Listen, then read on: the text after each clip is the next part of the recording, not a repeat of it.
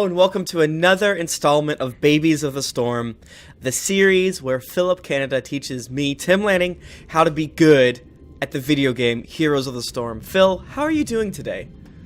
I'm doing lovely. It's a great Saturday afternoon. Uh-huh. And I've been stressed out all week. Oh, God. But I'm excited to play video games, and I'm excited to play video games with my friends. Yeah, and that's me.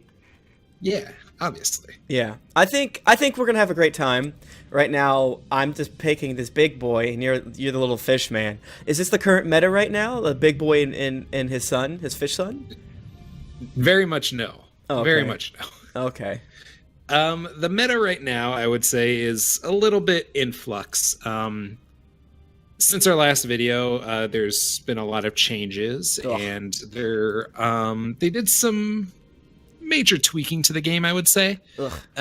They did a lot of changes with the towers and how regen globes work, and we'll kind of gloss over that really quickly. Basically, regen globes are really good, and if you don't pick yours up immediately, it switches over and becomes a neutral one. That means any team can pick it up, so you have some time.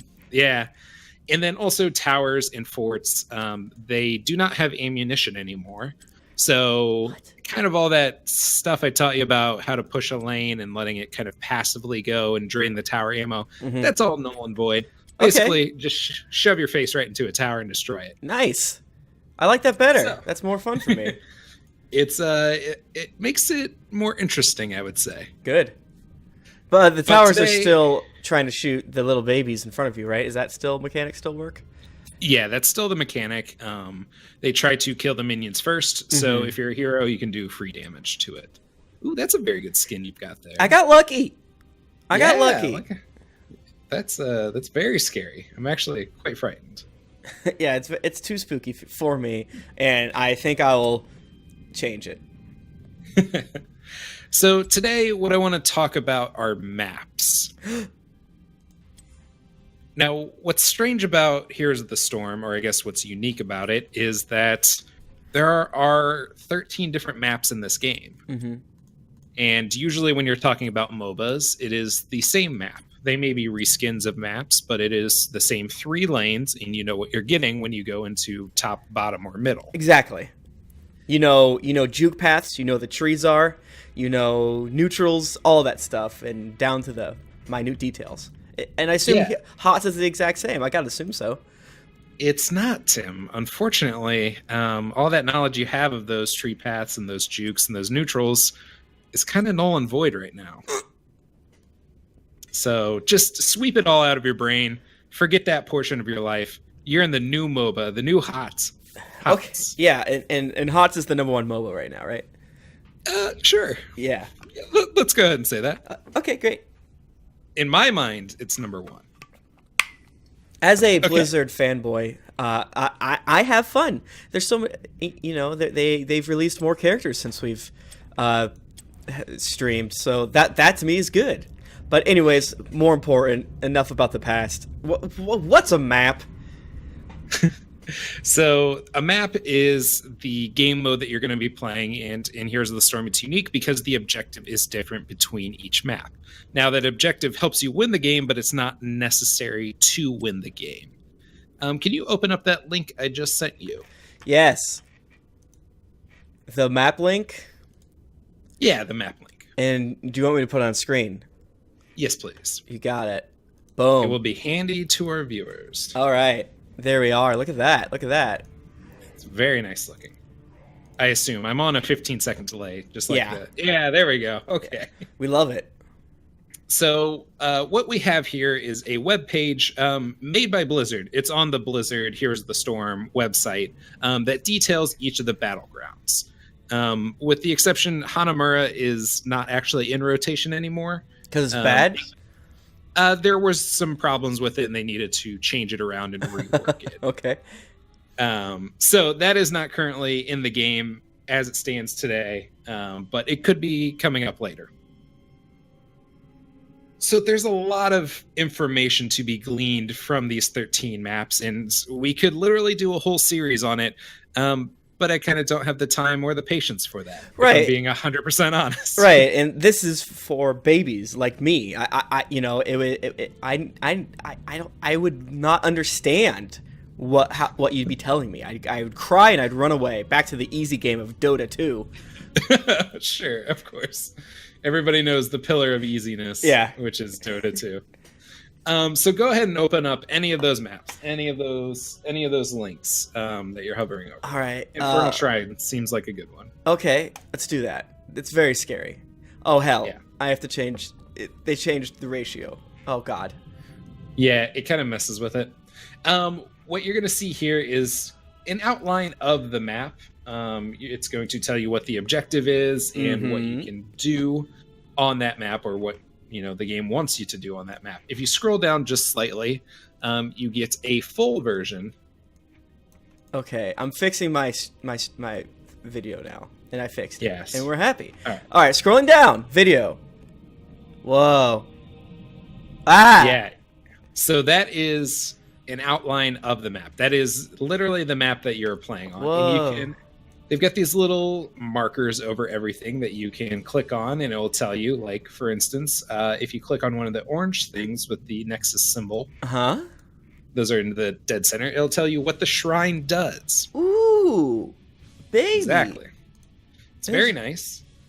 I opened up a YouTube video. Wow. How deep does it go? Oh god, it's loud. Okay, we're exiting out of that. But hey, it's there. That's good. I would recommend that. I love it. Okay, go ahead. So really what I'm trying to tell everybody is, if you want that more detailed, more intricate knowledge of the maps, go to Blizzard's website. They try to help their players out as much as they can. And if you're really like, oh, I don't know how to play Blackheart's Bay, for instance. Right. It's not going to give you any guides on how to play it, but it's going to tell you what's available, just so you have that map knowledge. But let's break it down into a little bit more specific, more tips and tricks for this game. Okay. In its state. Sure. So the two types of maps are 2-lane and 3-lane maps. And this matters because your composition within those lanes matters on what type of map you're on, a 2-lane or a 3-lane. Yes. Phil, can I go ahead and say that I think Infernal Shrines is 3 lanes? Tim, you are correct. Yes! I get it, a candy. Yeah, you do. And let's talk about Infernal Shrines for this instance. Okay. When you're thinking about a team composition, you're trying to build one, in this case for Infernal Shrines, one that completes the objective well. So that objective makes a lot of minions spawn. You have to destroy a certain amount of those. And then if you do that, you get a big guy that marches down the lane. Right. And does a lot of good stuff for you. And he's your buddy. He's your buddy. He's your friend. He's your pal. Perfect. Not your buddy, friend, and pal of the other team. Gotcha. They hate him. Exactly. And he hates them in back. Good. In turn. Good. What also you're looking for is the fact that the bottom and middle lanes are extremely close to each other. I saw that. That freaked me out. And in relation to the middle lane to the top lane, you can see it's much farther. What that creates is the composition where one person will take top lane. And one character on your team will take top lane, try to hold it, clear the wave, do whatever they can. Push a tower if they get the opportunity. Right, it's great. Yeah, fun. Their job, just to stay alive. Get XP, stay alive. Gotcha. Those are your two objectives if you're in what's called the solo lane. Gotcha. Now, what the other 4 members of your team are doing are either splitting up between those bottom 2 lanes, so going like 2 and 2.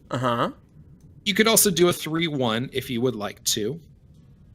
And more specifically, what the pros do is all 4 of those members will clear the wave middle, because that's where minions meet first. Okay.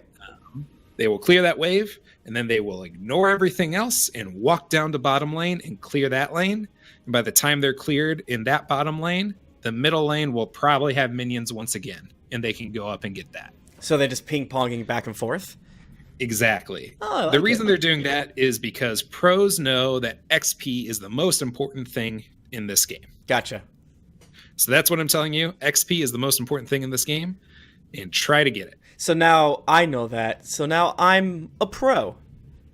Um, let's maybe pump the brakes there for a little bit, Okay.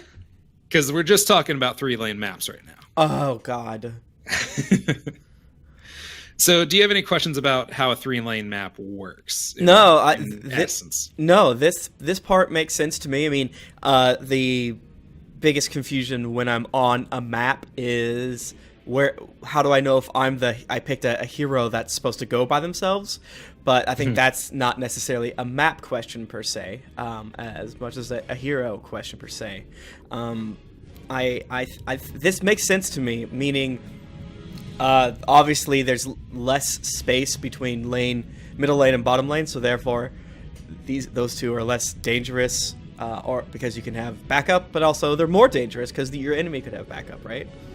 Exactly. That's really what you want to take away from this. On a 3-lane map, there are typically lanes that are closer to each other and one that is farther apart. Gotcha. So it may be inversed. For instance, on Blackheart's Bay, the solo lane is actually bottom lane because it is so far removed from the top 2 lanes. Got it. Now, there's some more advanced strategies to each map, and again, that would take a lot of time.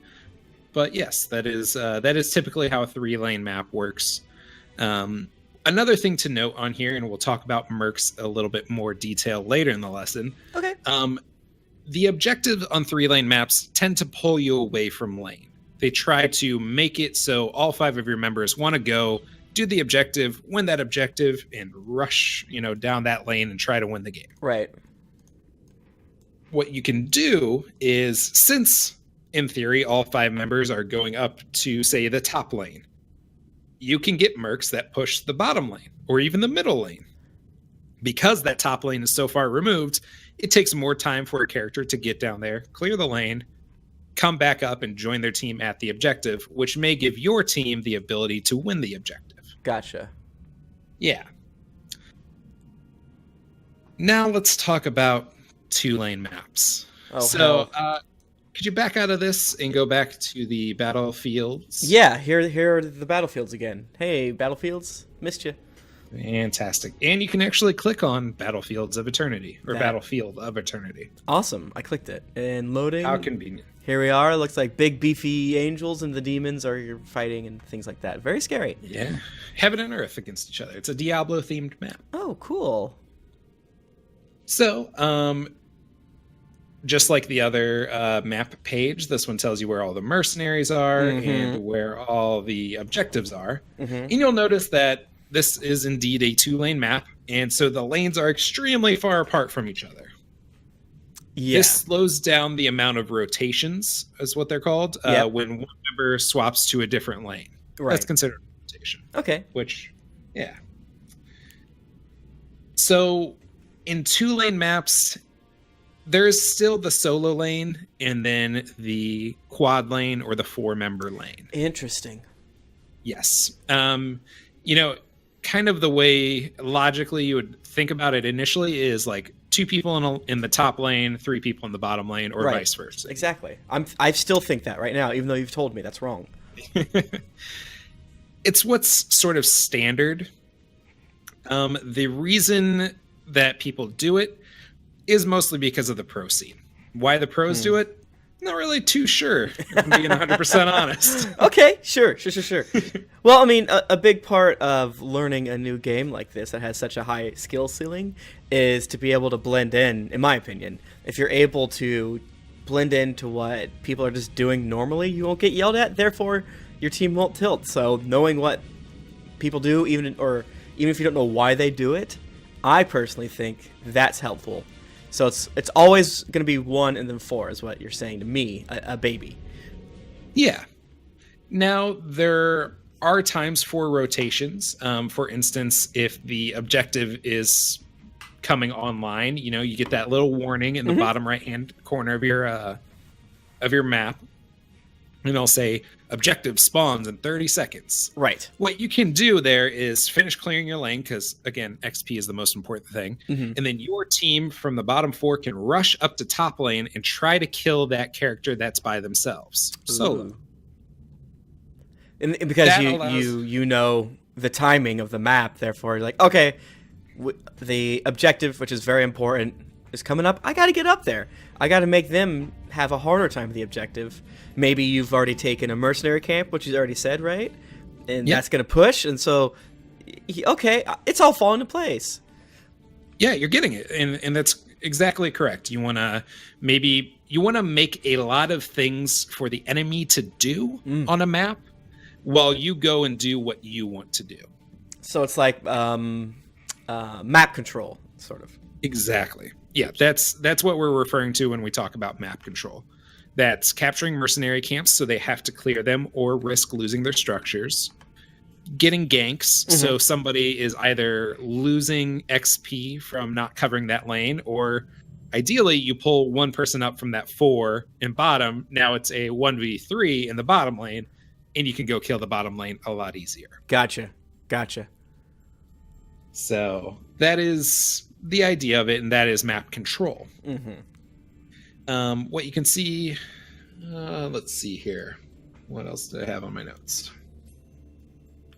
Rotations are longer. Yeah, I think that's pretty much what I have for 2-lane maps. Do you have any questions about how they typically work? No, I don't. Okay. Maybe it'd be helpful to see another 2-lane map just to kind of... Are the objectives typically just right here in the center? Is that the normal for 2-lane maps? Not really. Let's go back and pull up another objective, which is called Braxis, or another map called Braxis Holdout. It should be at the very bottom of your page. Okay, I almost went to the top because it was a B. So, but yeah, they don't have a lot of logic to this map. Okay. All right, so we got a StarCraft version. Ooh. Exactly. This is a StarCraft themed map. And again, if you scroll down, this has a lot of. They're talking about this. Okay. Well, what did I click on? Should be open preview. Oh, see, that's different. Yeah, it's very different, and this one is much less interactive. All right. Yeah, it seems this page has been around for a while, which I apologize for it. I didn't check literally every page. Oh, I clicked on YouTube. Oh no, YouTube.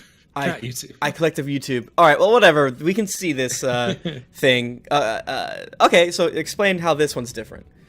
So in Braxis Holdout, there are objectives at each lane. Got it. You can see, it's hard to scroll in, but there are little yellow discs right near the center of it. Okay, I can see that, yeah.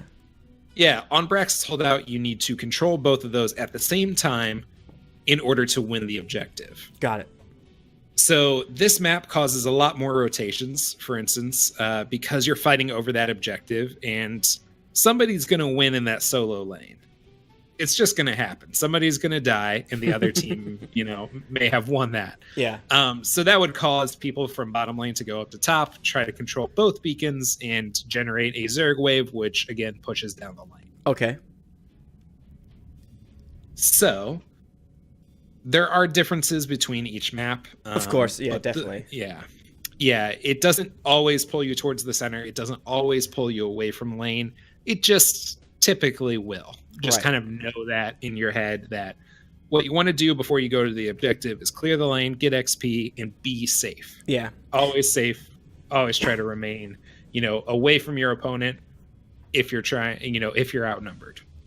Yeah, that's really helpful, because seeing 2-lane maps are kind of confusing to me, I guess, even though it seems like it should be simpler. To see a very 30,000 feet in the air view of the difference between two different ones. And of course, I have played both these maps. I was kidding before about not knowing there's more maps. That's a little joke for the teens. Yeah, you can totally see how the vibe and dynamic between the two. But as you said, it's still going to be a one person lane versus 4. And then there's going to be a 4-people lane. How do you choose? How do you choose which is the 1-person lane and which is the 4-person lane? It is respectable to distance between lanes. So whatever lane is furthest from the other two, that is going to be your solo lane. Okay. And then whatever two lanes are closest to each other, that's going to be your quad lane. Dope. Now, let's talk about... Oh, another thing to point out, and it may be helpful on another, like, map, more interactive map. Yeah. Is that... Actually, this one's actually okay. The stream can see my cursor on this map for some reason, which is helpful. Yeah, it is helpful. You can see from the map that it is a mirror image of each other. Uh-huh. The map is a mirror, so what you're seeing on your side is the same thing the enemy has on its side, right, just kind of flipped. Yeah. So that's something to, keep mind of. If you're hiding in a really good bush where you don't have vision, just know if you happen to go onto your enemy's side of the map, they could be in that same bush because it is in the same location. Got it. Yeah, so when you're on the other side, just be wary and kind of have that map knowledge, and where you think you would try to jump out and kill somebody, the enemy is probably doing that too. Got it. So you can kind of like study your opponent's side of the map by studying your side of the map. Man, we're learning so much right now. And that is unfortunately what this game entails a lot, is just learning. And, knowing all those objectives, the website helps, but also playing the game just straight up helps. Too true.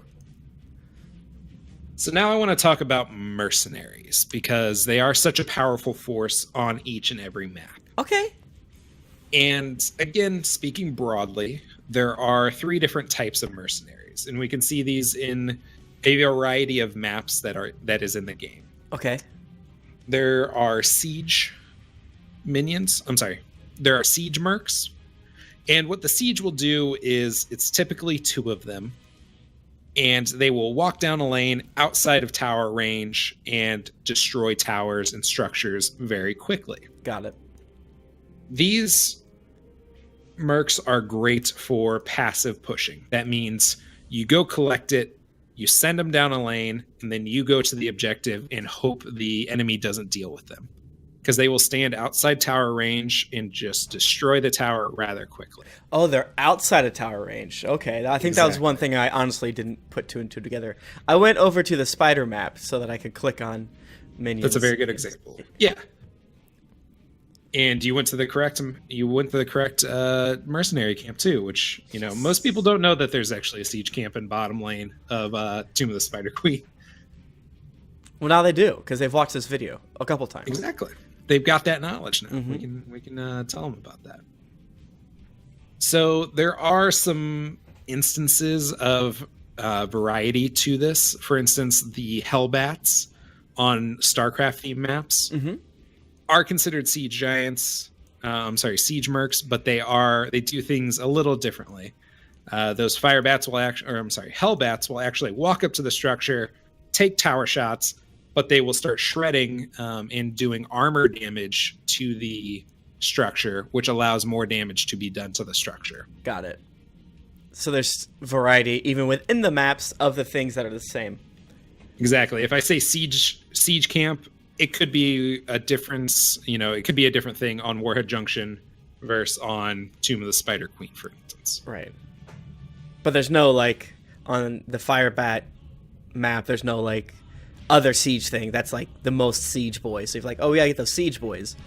No one's gonna be oh, what does he want? I don't understand. Okay, got it. You mean Hellbats, noob? Nobody's gonna type that. Okay, so maybe we should type that when we try it to let everyone know that we really know what's going on. We watched the lessons. We know what's going on. The second type is going to be a bruiser, and bruisers create this field of spell armor around them. Ooh. For lane minions as well as heroes. Very good stuff. The bruisers are intended to be pushed with. So rather than the siege giants, you collect them, you send them down a lane and go get the objective, and they kind of do their own thing. Bruisers are best used if you can push with them. Your whole team doesn't need to push with them, but maybe 1 or 2 characters can push with them and try to get more structural damage done.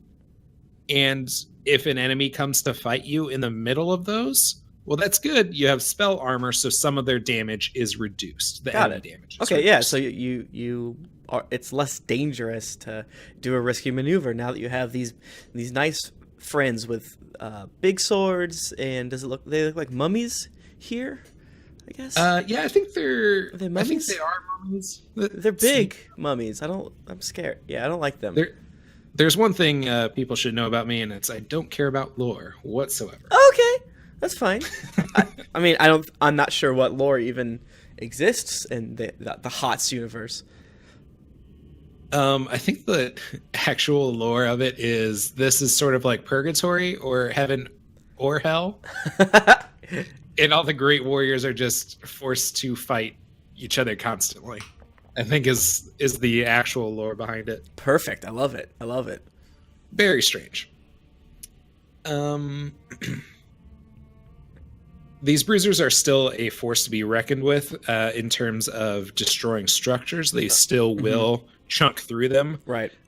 Maybe not as fast as a siege camp, but it's still a danger. You can't let them just go do whatever they want to do, and you will lose structures eventually. Got it.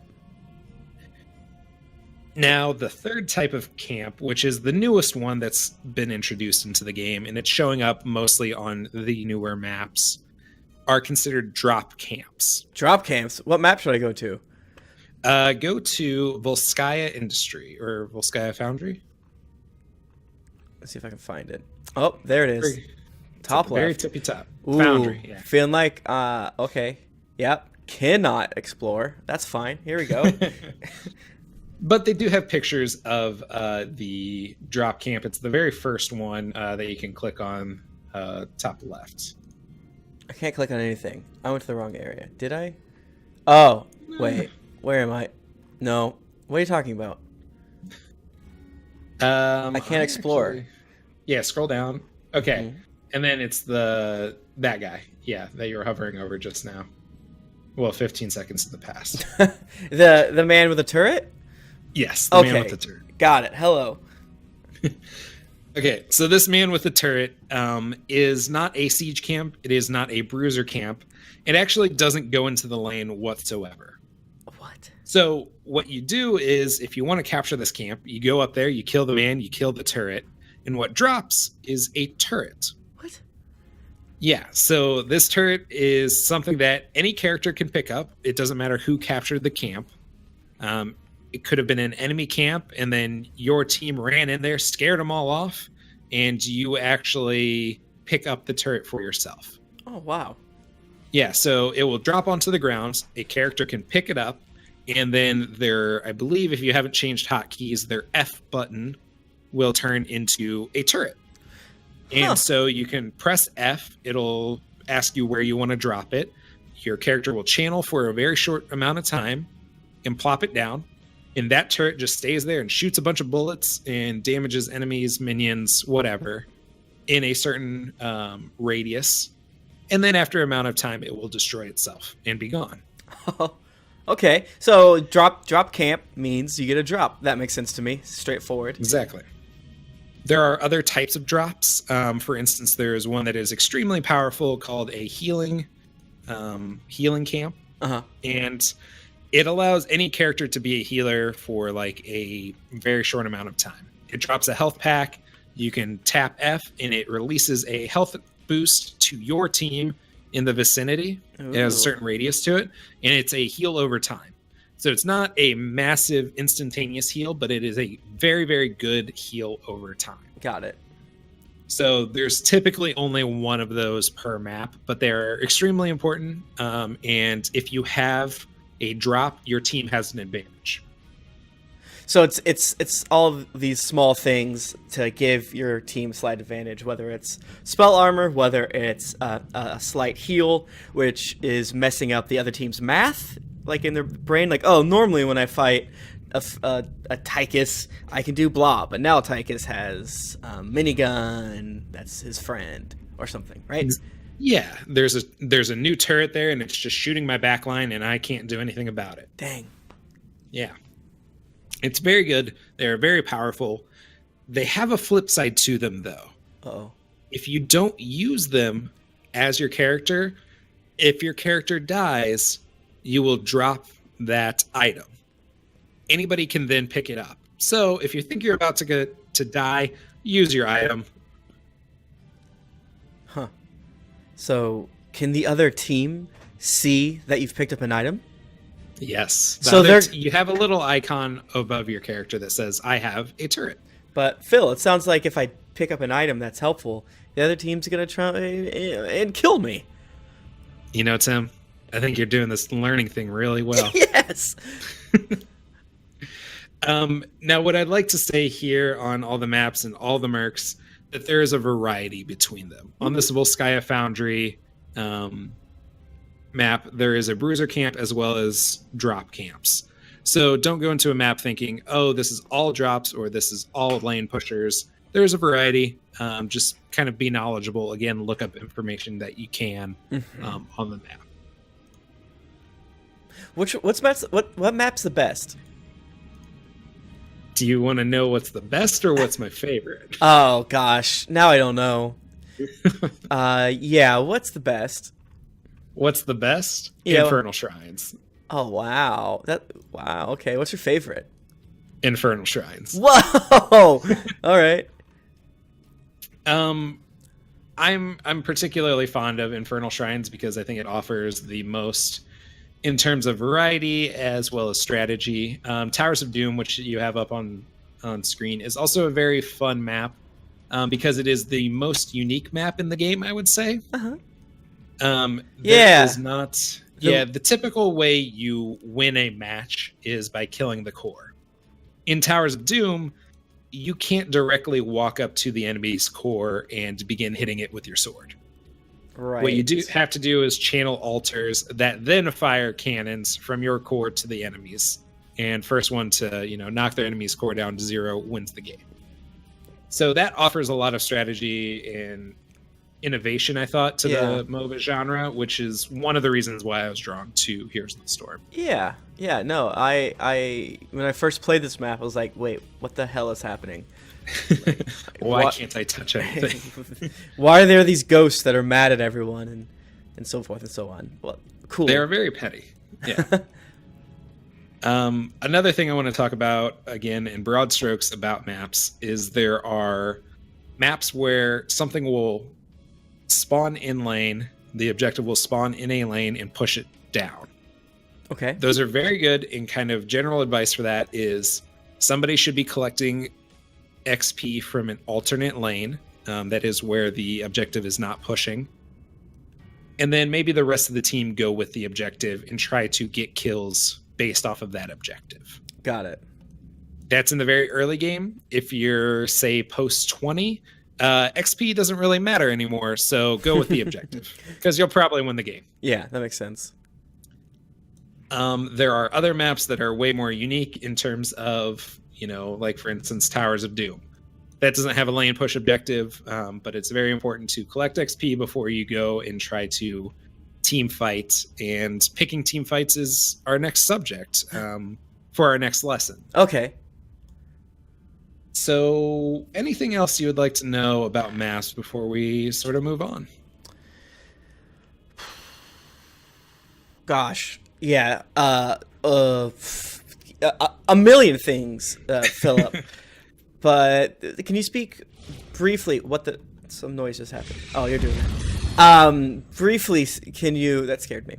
Briefly, can you tell me about positioning, briefly, and danger points using, the Tower of Doom map, meaning, obviously I assume it's the middle. Don't pass the middle. Everything past the middle is dangerous. But are there anything else that we should be taking into consideration on where we don't want to move our character to for fear of being murdered? You already mentioned the bushes. If you're ever near one of these secret bush boys. But are there other things?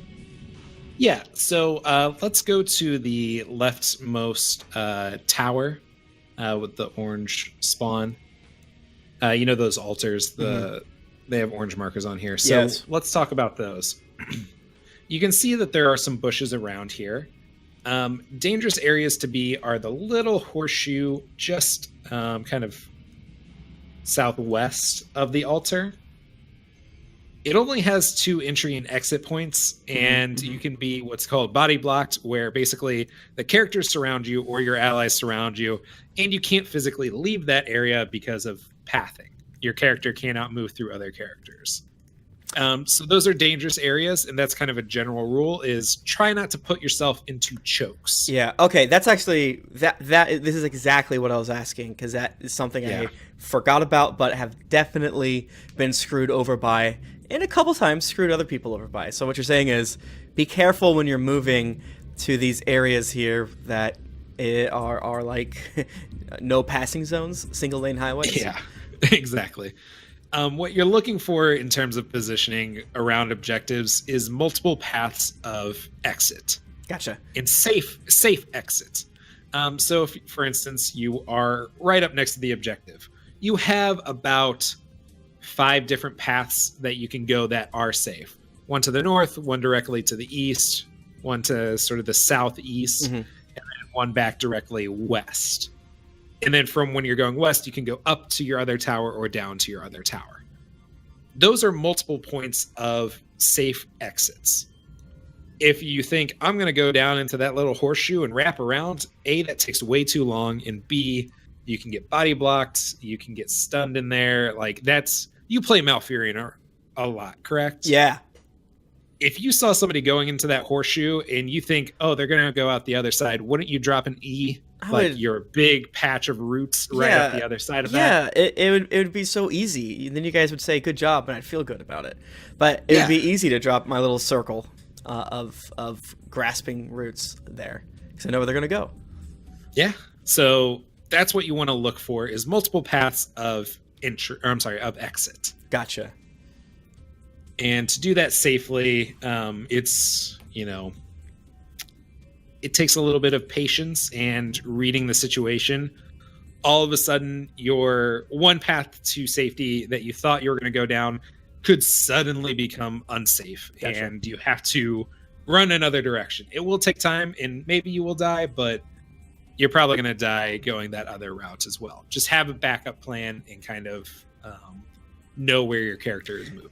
Gotcha. And it sounds like probably, unfortunately, the best way to learn is to die, I guess, or to look at the way that you died and maybe think about, hey, did I die because of map? Did I die due to bad team fight? Did I die due to bad hero management or whatever? Or did you die because you ran the wrong way when there was a better way to run? Exactly. Cool. That's exactly true. And what you can do is, if you are playing a certain character, you can make paths safer for your allies. And you do that through crowd control and whatnot. For instance, those Malfurion routes that I was just talking about, if you put, say, the path directly to the north, kind of between that skinny wall with the pumpkins on it, if you put an E right there, as you see, one of your characters running up that way, nobody can come at them from the southmost directions. You have essentially made that path safe for your friend. You've created this. I've right-clicked on the map, so imagine that square is not the Windows dialog box asking me if I want to open the image in a new tab, but instead is a terrible grasping set of roots. Yeah, that stops enemies dead in their tracks. So those are things to think about if you are playing characters with those certain abilities. Cool. Well, it's creating paths that are safe for you or your allies. That's something that I hadn't thought about before. So I think I'm smarter and stronger and probably ready to be... What's the highest level of HOTS? Platinum? Grandmaster? There is Grandmaster. Yeah, that's probably me now. Okay. Well, how about let's actually get into a game. Okay. We should probably stop this episode right here. Unless there's only a few more minutes that you want to show. No, because I want to move on to the next lesson when we get into this game. Perfect. Our view of maps, and now we have something to learn when we're playing our games. Thank you. Yeah, you're very welcome. Thanks for having me on. Hey, no problem. Stay tuned for more Babies of the Storm content. It seems like we're about to hop in a game. I'm excited. What's the next topic, Phil? The next topic is going to be team fighting. Team fighting. Well, stay tuned to this channel, youtube.com/GeeklyInc or twitch.tv/GeeklyInc to find more information about that. Assuming you're watching when that video is available, because it might not be yet. Anyway, all right. Follow me on Twitter @Tim Lanning to find out when we're going to play this again. And Phil, where can people find you? I'm on Twitter. I'm @Canada_Philip with 2 L's. Perfect. All right. Thank you so much, and you can have a great day.